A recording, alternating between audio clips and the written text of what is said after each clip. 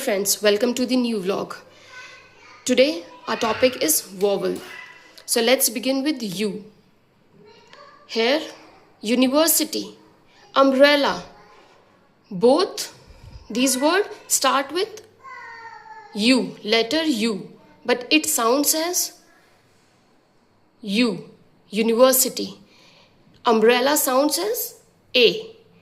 So article A or N, it has same meaning.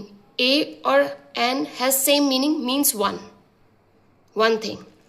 So N will come before vowel sound, umbrella, because it sounds as A. And what are vowels? A, E, I, O, U. These are vowels.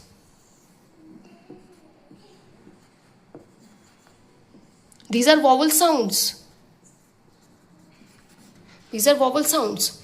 So, university, it sounds U. So, it will take article A. Umbrella, it sounds A. So, it will take article N.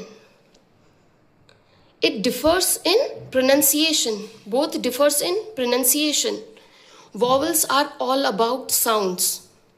Vowels are all about sounds. So listen carefully, then decide. Is there any topic you want to study? Just do let me know in comment section.